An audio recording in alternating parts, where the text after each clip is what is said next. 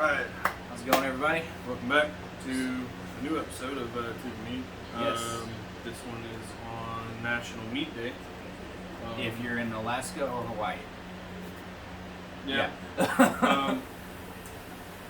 So, sadly, he had to work, but here in SoCal, we got a couple meaderies in the area, so decided to run up and see what the fuss was about. And adulting sucks. as you guys know, we did already did part 1 on Twisted Horn. Well, got the rest of them. Yep. So this will be part 2. You said that these are just the ones that they had that are in the bottles that they can ship to different places. Right. These weren't the ones that you guys tried. Yeah, these are not just the ones they have, like, a lot of places. Apparently they just had the ones that you guys had today. They were just on tap. They were just on on tap. You guys haven't had. Yeah, these are all ones that we haven't tried at all. So I didn't break the rule. Anyway, but they have a ridiculous amount of on taps as well as ciders on taps. Tried a good amount of them today. Definitely going to be going up there again. Definitely wish I could have gone with you guys. We will definitely have to try this again next year when National Meat Day comes around. Hopefully I'm not doing stuff. Yeah. But we'll get it figured out. Anyway, so we will get some pictures up of the meadery and the drinking hall on Instagram. But without further ado, let's get into it. Actually, since we haven't done it yet, Okay. we made a little mishap, and I tried to correct it, but it was only kind of correct, and I feel bad about it. So once I pull it up here, we did not do their story. On video. If you guys go back and watch our part 1 for Twisted Horn, if you flip into the comments, the first comment should be from Craig, giving a little bit of their backstory. But as I said, he has the email from them, and that kind of gives their story.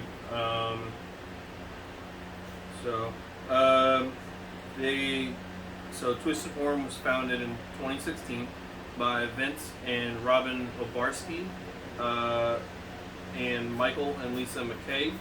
If I'm butchering the names, I apologize. Vince is the one who was in the Navy for a short period of time as a young man, and he was a D&D player at the time. If you want to go check them out, you can go up to the actual meadery at Twisted Horn Mead and Cider. It's at 1042 La Mirada Court in Vista, California, 92081. Or you can visit their webpage at twistedhornmead.com.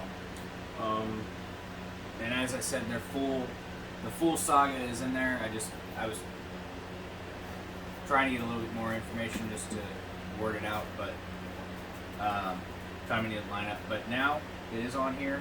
Now my conscience feels better. Got word out.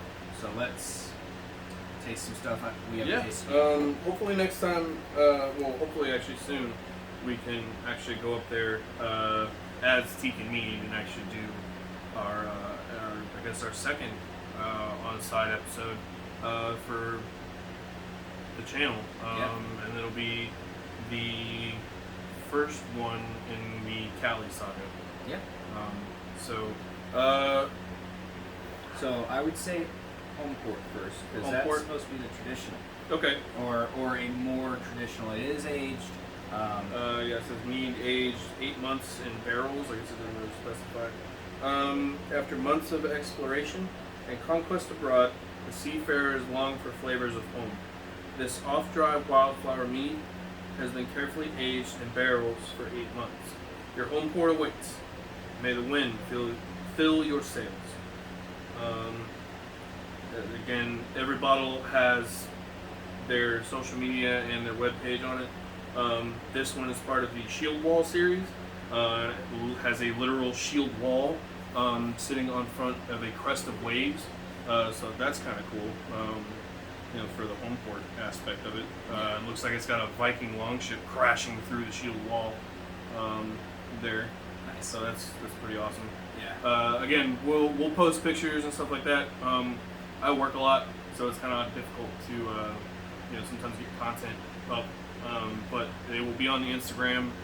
If not tonight, then in the next couple of days. Mm-hmm. So feel free to check all that stuff out. For those of you who are new to the channel, welcome. So bottle opener should be right there. Yeah. So welcome to the show. I don't know really what to say. I mean, we've been doing this for almost a year now. Yep. This will be number 47. I haven't. I lost track. No, it's on the front of the page.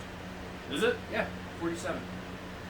So, very beautiful golden color as you would expect from any traditional mead that we've seen. Yeah. Probably not that. I mean, it's super clear thing over there, but too. So yeah. Ooh. Yeah, beautiful sweetness. It smells sweet right off the bat. Yeah.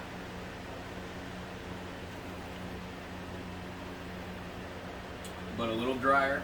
Yeah, it's a little on the dry side. Well, but it said that too. Yeah. Kind of a not so it's not one of those where it's like you're gonna pull back real hard. It's got enough bite there to make it an enjoyable deviation from our normal that we kind of tend to go for with the semi-sweets. Yeah, and even some of the sweeter ones. And I like the dry ones that still have that sweetness to them, because I don't want something that every time that's going to be in my face and sweet, and if it was going to sound weird, wet. Yeah. No, I'm tracking on that. Like, so it's got a little bit of sweetness, but enough of a bite, so you still remember there is alcohol in this. And what is the number on that one anyway? I think it's 10.5. Yeah, 10.5%. Yeah. So, and there's obviously different things that the mead makers do that produce that dry texture, that dry finish, as opposed to like a wetter flavor. Yeah. So, so at this point, the only one I want to save for last is right. Is that one? Yep. Okay. Because these are still out of the Chill Wall series. Okay. Let's do Golden Clusters then. So this is a apple honey mead. It's aged in 8 months in Chardonnay barrels. As he said, I believe this one is also part. Yep, this one's part of the Chill Wall series. It says, for millennia, gold has been sought for its beauty, rarity, and purity. We discovered our own gold in the form of rich honey, golden apples, and essences of golden grapes. All prized for their rich and complex flavors, a golden treasure in a bottle. It's a literal shield wall, yet again. But it's also got the 2 cross axes in the back, and it has the 2 apples and a cluster of grapes on the front of the main shield. This one is a little less. This one's 10.1%.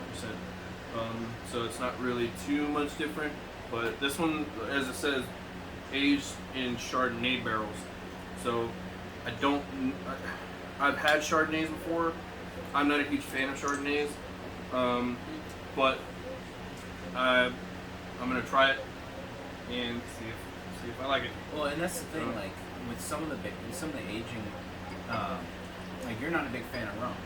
No, there was one that we had that rum that you actually liked the rum. If I remember correctly. Yeah, the one from Teak&Mead. It was the which one was it? I don't remember what the flavor was. So, once again, still beautiful golden color, a little bit more opaque. Yeah, but still pretty clear. Yeah. And I gotta say, the artwork on these bottles, on the labels, are beautiful. Yeah. They got it on one of their work trucks too. Which I thought was cool. So it's not very, I guess, floral or sweet kind of on the nose. You do kind of get that hint of apple, Yeah, a little bit. but it's more of a mead, like. It's definitely. I mean, they even said that it was a mead with their mead apple, not a cider. Yeah. Now, granted, they do make ciders as well, which we might. We'll probably deviate into those at some point. Yeah.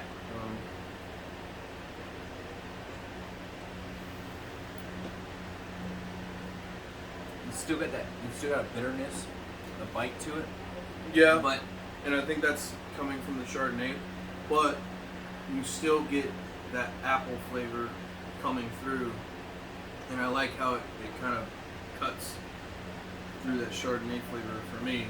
yeah, it kind of reminds me of. It's for me, it's surprisingly drinkable. I think for me, it might be a little bit better cold. Well, it was cold, but yeah, the house is hot, so. Yeah, that's even though it's a drier one, it's definitely drinkable for me as well, which is shocking because I don't do dries. As much. Yeah, maybe not in a full horn. Yeah, maybe just in like a little taster glass. Yeah. So the next one is called Captain's Blood. This one's 10.5% alcohol. It's apple mead with brown sugar, vanilla, and cinnamon, aged in a rum barrel. So this kind of sounds like a warmer, this aged in a rum barrel. So I'm kind of curious how this one's going to turn out. Yeah. It's also part of the Shield Wall series. His ship survived the perilous journey in order to bring back flavors from the Southern Ocean. He in turn was not so fortunate. So raise your glass to the intrepid captain and drink to his courage. Drink to the captain's blood. It's got again a shield wall. It's got two cutlasses. One of them has blood running off the last third of the blade. Yeah. In a background of blue. In a background of blue. So that's pretty cool. So I don't know who designed you guys' artwork, but it's fantastic artwork. It's very beautiful, and I think it's well made.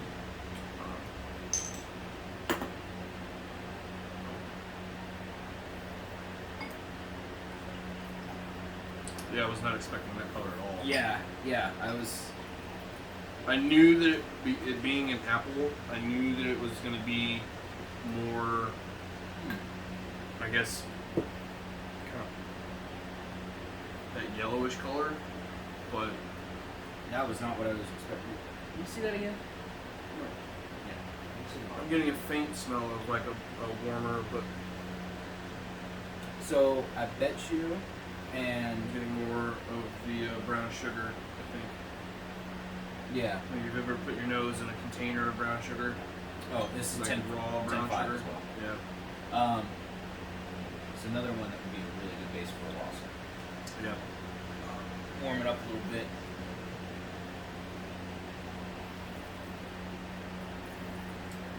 Ooh. It's got like this. Yeah, the smell is definitely misleading. It's got like it tickles your tongue a little bit, kind of like a carbonated. It leads with that brown sugar, fades into that kind of cinnamon molasses flavor from like the rum. That is surprising. That's But pretty good. The rum flavor isn't overpowering. No, it's a nice little kind of envelope that just wraps around everything. Yeah, just enough subtleness, but That's really calm. tasty. But there, if that Right. makes any sense. Yeah. No, that's really tasty. I really like that. All right. All right. So there are 3 other bottles. If I remember correctly, 3 other bottles in the shield wall. Didn't grab those today because we're trying to keep this video from being super long, which we might have failed at anyway. But yeah, so those will probably make their way into. An episode at some point. Yeah, I'm looking it up real quick. If you wanna So the last one for this episode is called Raven's Claw. It's a mead with apple and boysenberry. Comes in at 8.5% alcohol. This one's not part of the Shield Wall series. It's Hugin and Munin, the eyes of Odin, are always flying far and wide. They gaze across the battlefield in search of the strongest and most valiant of warriors. Only the chosen few are granted entrance into Valhalla and stand with Odin in the final battle. Look for the claw and be ready. Okay, so Shield Wall. There are 6, like I was saying, and the only ones we are missing are North Star, and then it goes into the ciders, Helmwrecker, Draco, and Spirit Rock. Yep. Okay. Sorry, I wanted to make sure on that. Yeah, no, the artwork on this one is also fantastic. I mean, it's got, in the foreground, it's got one of Odin's ravens sitting on what looks to be a Viking sword, stabbed into the ground of a battlefield. And then off in the distance, you can see Odin as the wanderer with his spear walking in the background. So I am standing corrected.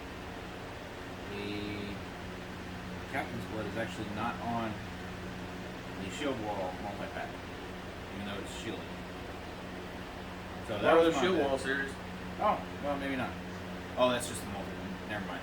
That's just a multi-pack. Don't listen to me. I'm sorry.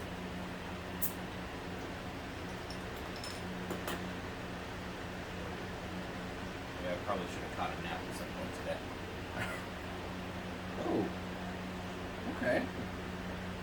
Well, I mean, we had that other one the other day that had that boysenberry flavor in it, that had that kind of pink hue. Yeah, but the other ones weren't like, didn't have as much, was it legs, head, torso? I don't know. Ooh. Got a very nice, pleasant aroma. Yeah. Apple and boysenberry. So you get, the apple definitely comes out first, but the honey's throughout, and then I think I'm smelling that boysenberry on the back. No, it's mostly boysenberry flavored. Ooh, yeah, it is. That is. That's pretty misleading. Because I got the apple and the honey Yeah. and the smell, but I'm tasting the berry. And it's just. Hold on.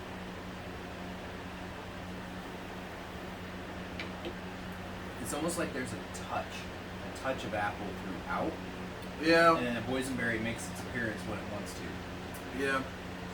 It's like Bigfoot. Only. Okay, it's like the brown bear at my dad's house, or the black bear at my dad's house. It shows up more than it should. Yeah. More than you. Well, no, because that makes No. it sound bad. Because I'm very very much liking this. Shows up more than you would think it There you go. Alrighty. would. Oh man. So, final thoughts. As a whole, very good job on picking these flavors. Thank you. I honestly, man, I think the two that impressed me the most are the Captain's Blood and the Home Port. Mostly because, like you said, I'm not a huge fan of rum, and that's been made pretty evident by the number of times that we mention it and the number of times you tried to get me to drink rum. It's a little like. For those of you that don't know the times. backstory, my first introduction to rum, and some of you might hate me for this, was Kraken, and it was absolutely atrocious. And I have been terrified of trying rum ever since. And our subscriptions dropped. I hope not. I hope not. If anything, I hope that they go up. Well, yes, but Because, to be honest, it's not that great of a rum. I know that there are better ones out there. yes. Honestly, I would be interested to see more of the rum-inspired or rum-aged and flavored ones, just so I can kind of ease into that and actually experience those different flavors that rum can bring. So I like being able to be pulled out of what I kind of go for the most. Yeah. But with a home port, I mean, that's just aged. It's traditional. So I mean, it's not, in anything super crazy, as far as characteristics go. But I like how it wasn't a super sweet wildflower. It had that dry finish to it, but it was still very good. Yeah. And it had a surprising drinkability. The Ravenclaw, man, that boysenberry kind of takes it for me. It's an interesting flavor, and I don't experience it that much. It's not a thing that we really have in Texas. Yeah. And you can't really find it out in Virginia. So having tasted that for the second time that we've been out here In a and mead.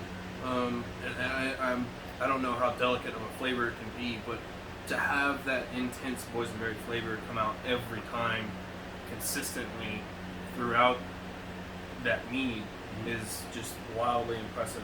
And not to talk down on anything, but the Golden Cluster, I mean, it's an apple honey mead, so it's just the only thing that kind of turns me off on it is that Chardonnay flavor.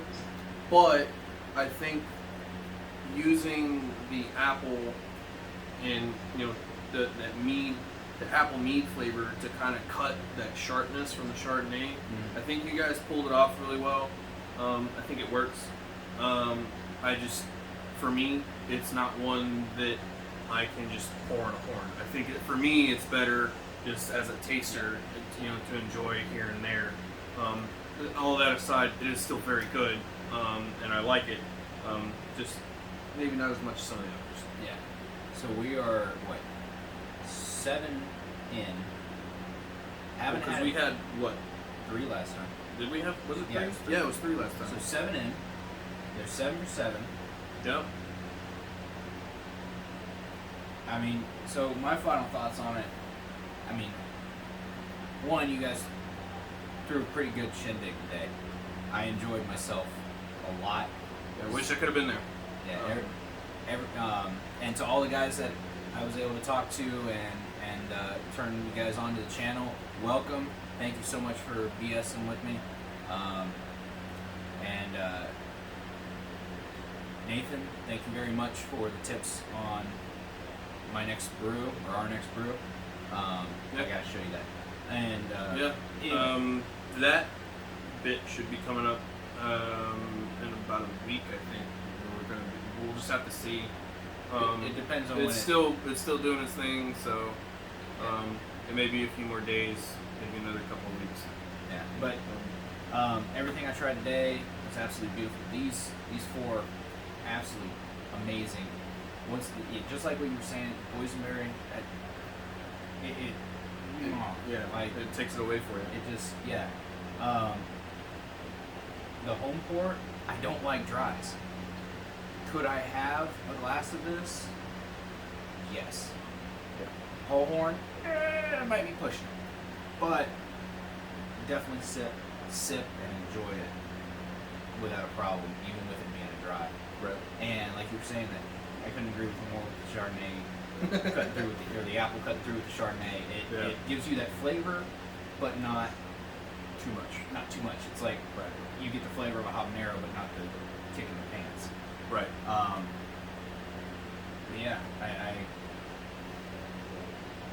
I ain't got nothing else to say. Like, you guys are, you know what you're doing. I mean, and it shows. We'd love to learn a little bit more from you guys as we progress in our own mead making, over the next couple of years, and eventually, hopefully, we can figure out what works for us, and maybe we can start a meadery of our own. Yeah. Creepy Cabin Meadery. Norwood, Missouri. Yep. Cabin Meadery. But yeah, we're definitely gonna be heading back up and having a few. You're gonna love it up there. I believe it. Just from everything I've seen, and heard from you guys today, I really wish I could have gone. Really wish I could have. We'll get you up there. All right, so what's your call, man? Oddly enough, I'm gonna take that rum one. All right. So the Captain's Blood. I'm gonna go with the Chardonnay. Yeah. Yeah, I'm surprised. Like Yeah. that- Golden clusters. yeah, that Yeah. That one kind of. it's. I'm feeling proper tonight, and I think a Chardonnay, something aged in a Chardonnay. Yeah, Chardonnay way to bear is go. gonna work. Yeah. You're doing a fantastic job on the artwork. It's just beautiful and impressive. And the stories. And I the love stories, Like, yeah, the that's little freaking awesome. stories are awesome. All right. Well, as always, be great to one another. Drink responsibly. Let's go. Let's go. And happy Mead Day. Yep. Happy Mead Day.